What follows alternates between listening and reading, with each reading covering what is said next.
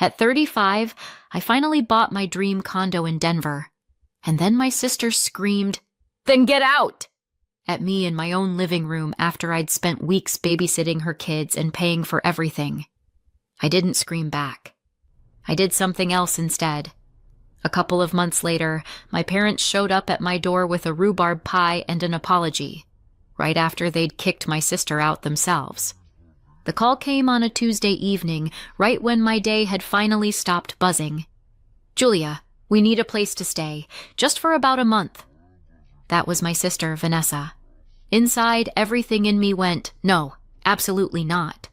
On the outside, I said, "What happened?" "Our landlord's doing this huge renovation." She sighed dramatically. "We have to move out for a while." "Okay. And Mom and Dad's place?" She actually snorted.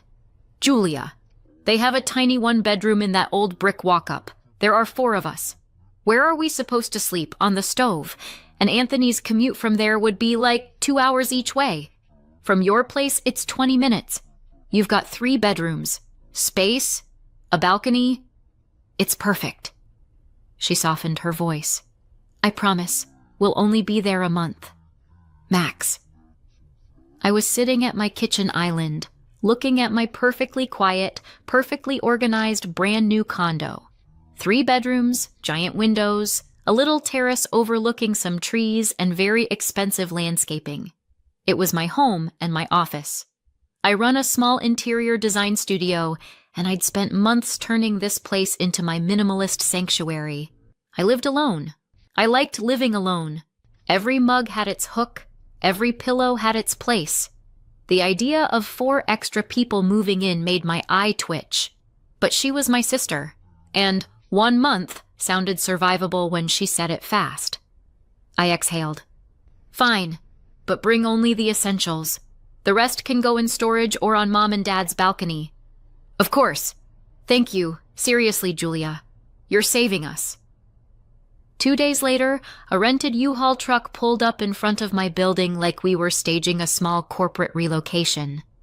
I watched from the window as Vanessa and her husband Anthony unloaded box after box after box. When they finally made it upstairs, my living room turned into a satellite warehouse for IKEA. "Vanessa, what is all this?" I stared at the towers of bins and bags. I said, "Only the essentials." She shrugged, already shoving a box into a corner. "You know Mom and Dad's balcony is full of their junk, and storage units are crazy expensive. Don't worry, we'll arrange everything neatly." They didn't. Boxes loomed in every corner. Suitcases exploded. My carefully curated, airy interior vanished under a landslide of someone else's stuff. "And where is everyone supposed to sleep?" I asked, trying very hard not to sound like I already regretted my life choices. "Well," Vanessa said brightly, "Anthony and I can take the guest room. The kids can have your bedroom. It's the biggest. And you can set up in your office.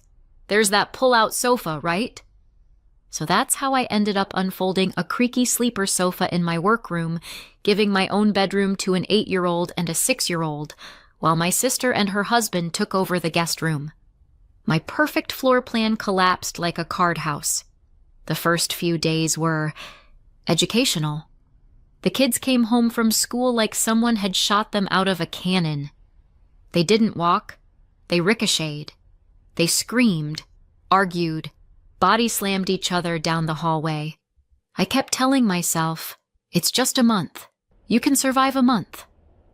Vanessa worked part-time at a chain clothing store. Mornings, she dropped the kids at school. She'd be at the store until 2, sometimes 3, and then, instead of picking them up early, she'd grab coffee with friends, or swing by the mall real quick, or check out this new place for late brunch. Which meant that on more days than not, my nephew and niece came home from after-school care straight into my office. "Aunt Julia, play with us!" my 8-year-old nephew yelled one afternoon, bursting in while I was hunched over a budget spreadsheet for a big client. "I'm working, babe," I said. "Big deadline." "We're bored," he groaned.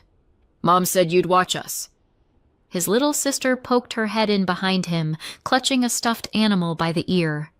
Aunt Julia, I'm hungry. The first few times, I made them grilled cheese sandwiches, sliced apples, pulled yogurt out of the fridge. A week in, I realized I was spending more time as a live-in cafeteria than as a designer. Okay, guys, I said finally. You're big kids. You can make your own snacks. Bread, cheese, turkey, everything's right there. Just don't use the stove without me. They managed just fine. Kids are remarkably competent when the alternative is starvation. 2 days later, Vanessa stormed into my office, arms folded. Julia, why are my kids living on dry sandwiches? I blinked at her. Because I'm trying to work, and they're constantly starving? But you're home all day, she said, like she was breaking devastating news. Vanessa, my home is my office. I earn money here. I have deadlines, Zoom meetings, site visits. This isn't me hanging out, this is my job. She narrowed her eyes. So what am I supposed to do with them? I stared at her for a beat. I don't know. Maybe actually parent your own children instead of brunching your way across Denver? She absolutely did not appreciate that suggestion. The situation really blew up the morning I had to drive out to a gated community in the foothills, about 2 hours each way, to supervise a major kitchen and living room remodel. Big client. Big money. Definitely not optional. I told Vanessa the night before. Tomorrow I'll be gone all day. I'm leaving at 8, back late. She nodded vaguely, scrolling on her phone. Yeah, no problem. The next morning, I was standing by the door with my keys in hand when she suddenly jumped up like I'd announced I was moving to the moon. You can't leave, she snapped. What am I supposed to do with the kids? Take care of them, I said. They're your kids. But I made plans with Lisa, she whined. We were going to try this new place for late breakfast. I already told her. Then cancel, I said. It's work, Vanessa. You know, that thing that pays for this condo where you're currently living rent-free? She threw a full-blown tantrum. I left anyway. Work is work. When I got back that evening, the moment I opened the door, I was hit by sound. The TV was blasting at airport runway volume. My parents both have hearing problems, so the volume dial lives permanently at max.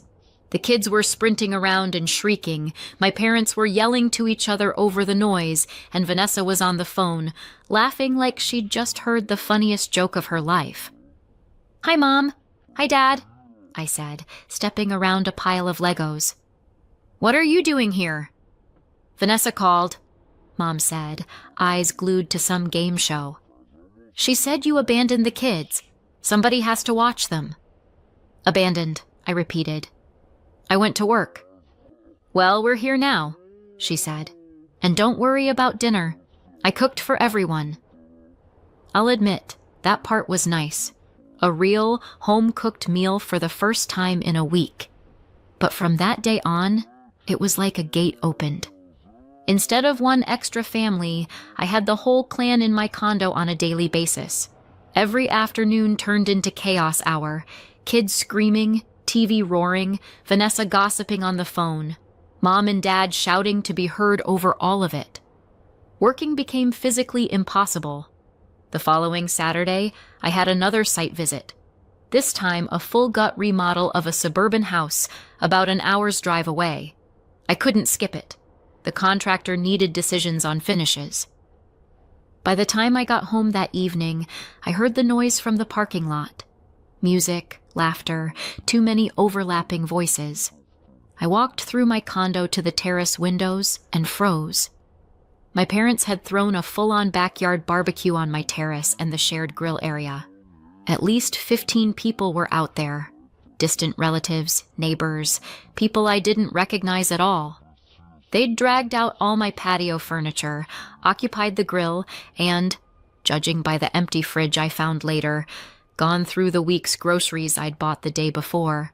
I took a breath, pasted on a polite smile, and stepped outside. No point making a scene in front of half the extended family. "Julia!" Dad yelled, waving a skewer like a baton. "Come join us. We decided to have a little get-together. You don't mind, right? Did I mind? I minded a lot, but I wasn't about to start screaming over a tray of hot dogs. Of course, I said tightly. I see you found everything you needed. When the last guest finally left around 10, my parents mumbled something about being tired and having church in the morning and took off. Vanessa and Anthony disappeared into their room with the kids. I spent the next 2 hours crawling around the terrace, picking up beer bottles, disposable plates, half-eaten kebabs, and cigarette butts. My pristine outdoor space looked like the back lot of a stadium concert. The next day, around noon, my parents showed up again with the kids in tow. "We're here to sit with the kids while Vanessa runs some errands," Mom announced like she was doing me a favor. "Actually," I said, "we need to talk about yesterday." Dad sighed dramatically. "Oh, come on, Julia. We just relaxed a little. You're always alone here. It's not good for you. Sometimes you need some company."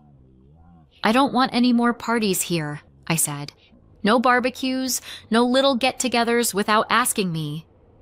"Don't be ridiculous." Mom waved me off. Vanessa shuffled out of the guest room, squinting. "What's with all the noise?" "I'm explaining to Mom and Dad that there are no more parties in my condo," I said. "Ever." "Julia, they just wanted to have some fun," Vanessa said. "You make such a big deal out of everything." "This is my home, Vanessa," I said. "Also, your month is almost up. When exactly are you guys moving back?" Vanessa went quiet so fast it was like someone hit mute. Anthony suddenly discovered something fascinating on his phone and refused to look up. Later that week, I got a text from my realtor, Mark. "Hey, sent you that list. 20+ rentals in their old neighborhood." I forwarded it straight to Vanessa. "Here are more than 20 options in your old area. Start calling." A minute later, she stormed into the kitchen, phone in hand.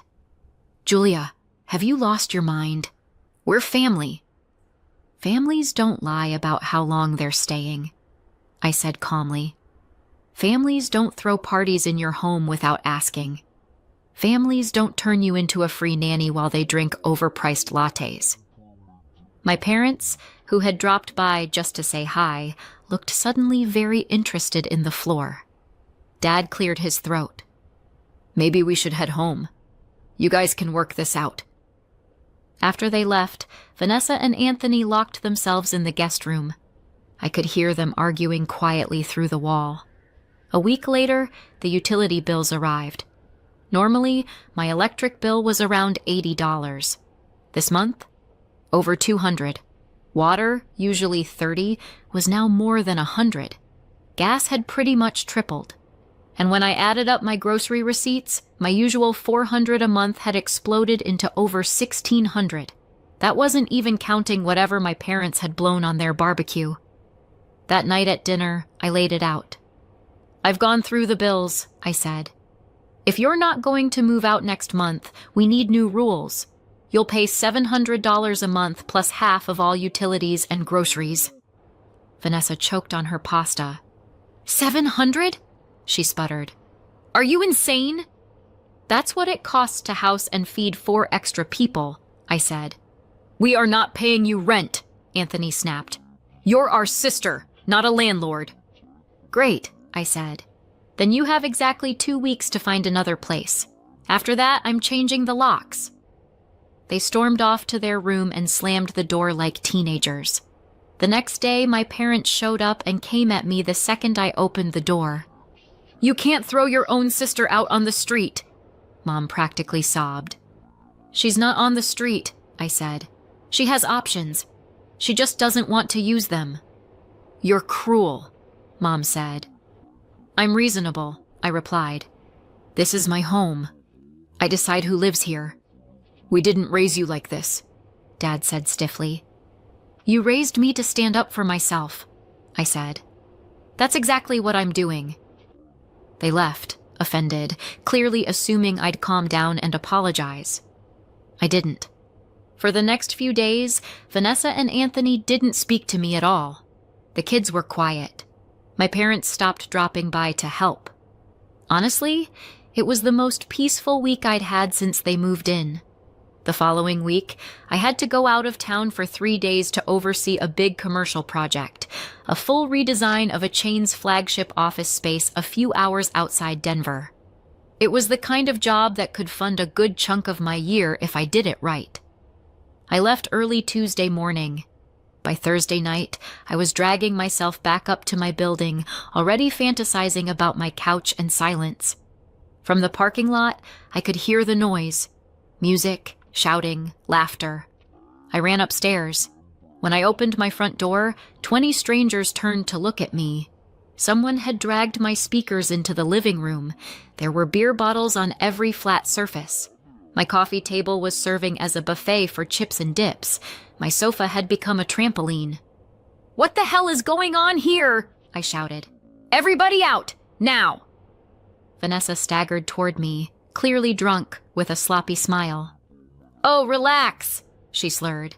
"Don't be such a buzzkill." "This is my condo," I said, every word clipped. "This party is over. I want everyone out." She squinted at me, swaying slightly. "Don't like it?" she drawled. "Then get out."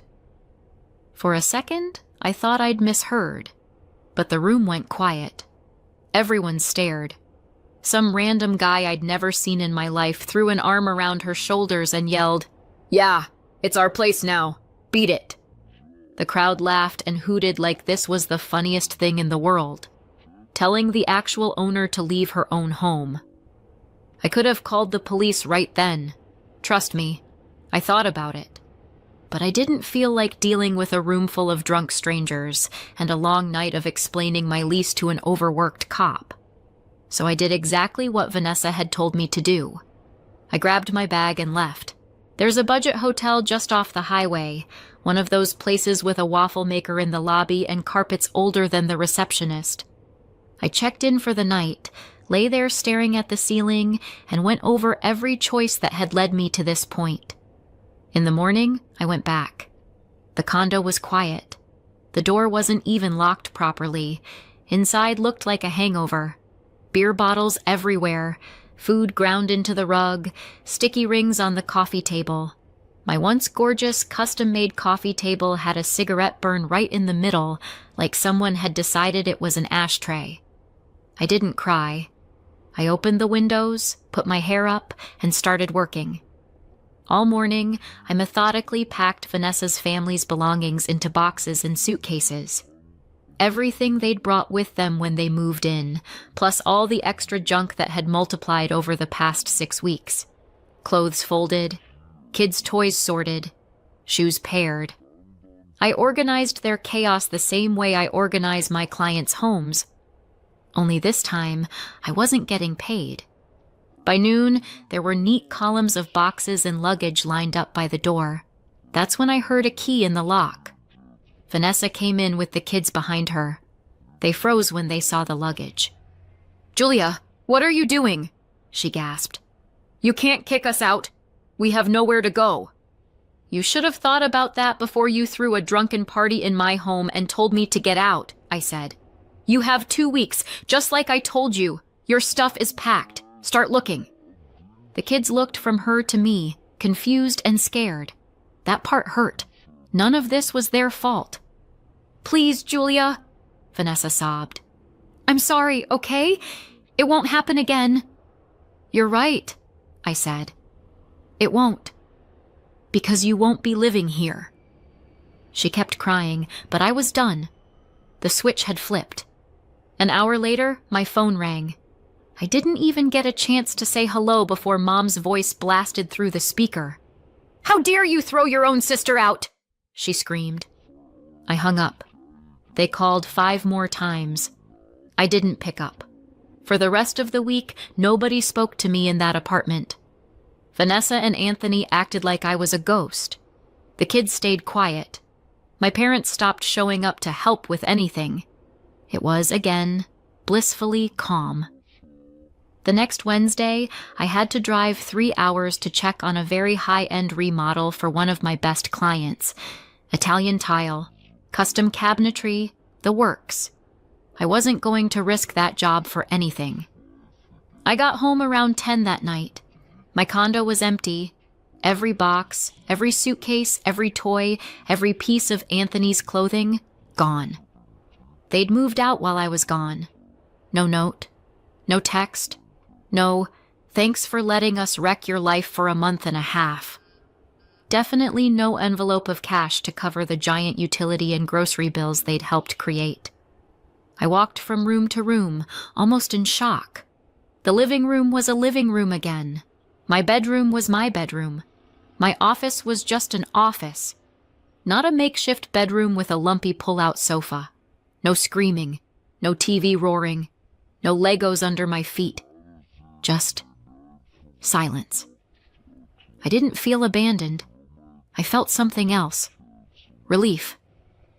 That weekend, I did a full reset. Deep cleaned the bathroom, shampooed the rugs, put my furniture back where it belonged. By Sunday night, the condo looked exactly the way it had the day before that U-Haul truck ever pulled up. And then, nothing. For 2 months, total radio silence. No calls from Vanessa. No texts from Anthony. My parents pretended I'd been temporarily removed from the family group chat of life. I threw myself into work. I took on 2 big projects at once, hired another designer, and started scouting an additional workspace in a nearby office building. Without the constant chaos, my productivity went through the roof. One Saturday morning, there was a knock on my door. I checked the peephole. Mom, holding a glass baking dish. I opened the door. "Hi, Mom." "Hi, honey," she said, stepping in. She held up the dish. "Your favorite. Strawberry rhubarb pie." She set it on the kitchen counter, then sat on the couch and slowly looked around my clean, quiet condo. "Julia," she said finally, "we owe you an apology." That I wasn't expecting. 2 weeks ago, we kicked Vanessa and her family out, she said. Well, there it was. "You kicked them out?" I repeated. "We couldn't take it anymore," Mom said. Every morning she dropped the kids off on us and disappeared for half the day. Out with her friends, shopping, who knows where. She never helped around the house, never bought groceries, never cooked. And Anthony wasn't any better. He came home from work, collapsed on the couch in front of the TV, and ate everything in sight. She sighed, looking suddenly older. The kids ran and screamed all day. Vanessa was always on her phone. Our bills doubled just like yours. We even had to buy groceries on your father's credit card. We just couldn't afford to feed 4 more people. Sounds familiar, I said quietly. Now we understand, she said. Why you couldn't let them stay here forever. You were right to set boundaries. We should have supported you, not taken their side. Where are they now? I asked. They found a small 2-bedroom on the other side of town, Mom said. Not a great neighborhood. Vanessa complains it's cramped and nothing like your place. She'll adjust, I said. We hope so. Mom paused. Julia, we're very sorry. We should have listened to you from the beginning. I looked at her. She did look older, tired. Dealing with my sister had clearly wrung her dry. I appreciate that, I said. Really, and I want us to be a normal family again, but I need you to understand. My home is my home. No more surprise parties, no surprise tenants. Ever. Of course, she said quickly. We understand. Completely. She hesitated. As for Vanessa, she's still angry. She says you put them in a bad situation. Mom, she lied about their old place. She didn't have to give up that apartment. She chose to, without telling anyone, because she assumed she could camp out here indefinitely. Mom winced. We know that now. We talked for another hour. She gave me family updates, asked about my projects. For the first time in months, she actually acted like my mom instead of Vanessa's publicist. When she got up to leave, she hugged me tightly. "We missed you, Julia," she said. "The house feels empty without you." "I missed you too, Mom," I said. After she left, I sat alone in my quiet living room, eating a slice of strawberry rhubarb pie. It tasted like childhood, sweet, a little tart, full of memories. I was glad my parents were back in my life, but I was even more glad I'd protected myself before they all dragged me under. After that, things slowly went back to normal. My parents started coming over for Sunday lunches again, just them. No kids, no Vanessa, no drama. Unspoken rule, we didn't talk about my sister. They didn't bring her up. I didn't ask. Work took off. Without constant interruptions, I could finally take on bigger projects. I signed a contract to design the interiors for an entire new condo building, 12 units, turnkey, the biggest job of my career. Around the same time, I started dating Kyle, a general contractor I'd worked with on a few projects. We went out for dinner after a final walkthrough one night, and it slowly turned into something more. Eventually, I told him the whole saga with Vanessa. He shook his head. "You did the right thing," he said. "I've seen it so many times. Family moves in just for a while, and 5 years later they're still parked on the couch, eating you out of house and home." Sometimes, late at night, I'd wonder if I'd been too harsh. He'd look at me and say, "They lied about how long they were staying. They doubled your bills. They dumped their kids on you while your sister partied. And then she threw a drunken party in your condo and told you to get out of your own home. You weren't cruel. You defended yourself." He wasn't wrong, but it still felt strange to have no contact with my own sister. About 6 months after Mom's pie and apology visit, I ran into Anthony on the street. He looked just as surprised as I felt. "Hey, Julia," he said awkwardly. "Hey, Anthony," I replied. "How are you?" "Fine," he said.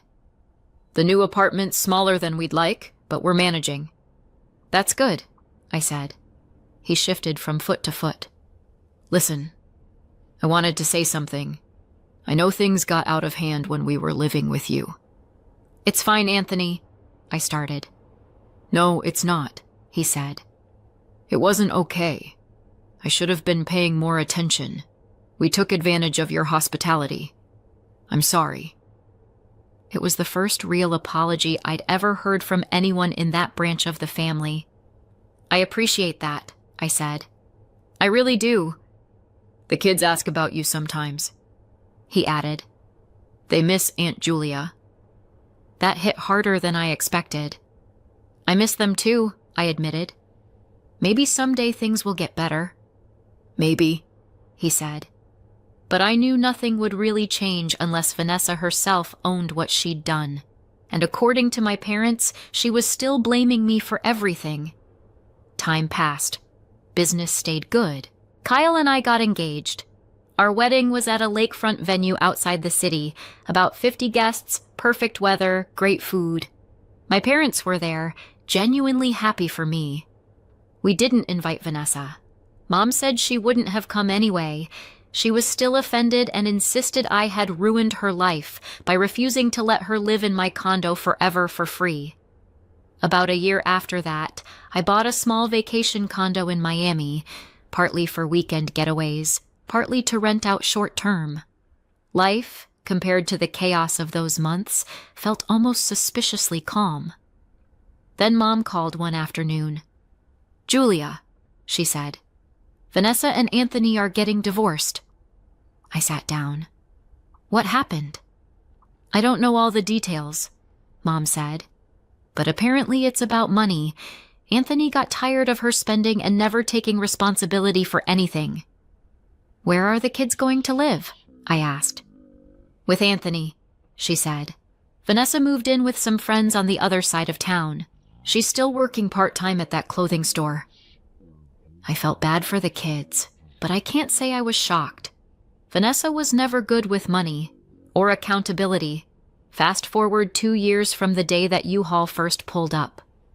I'm sitting in my beautiful, peaceful condo with my husband, running a successful design business. I have solid relationships with the family members who actually respect me. My phone chimed. Text from Mom.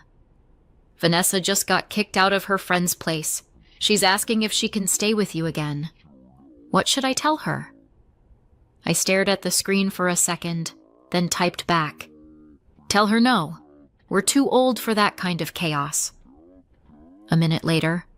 Already did. Just wanted you to know. I set the phone down and looked around my living room. Clean. Organized. Quiet. Exactly the way I like it. People sometimes think cutting off a relative is always wrong. That family is family, no matter how badly they treat you. Here's what I've learned. You can't help people who don't want to help themselves. You can't have a healthy relationship with someone who only sees you as a resource to exploit. Vanessa made her choices, and I made mine. I chose to protect my peace, my home, and my financial stability. I've never regretted that decision for a second. Some families can be toxic, even if you share DNA. The family you choose, the people who respect your boundaries and root for your success, those are the relationships worth keeping. I'm living proof you can be happy and successful without letting other people's failures drag you down, even if those people happen to be your relatives. But tell me, did I go too far, or just far enough? Let me know in the comments. And if you want more stories like this, don't forget to subscribe and hit the bell.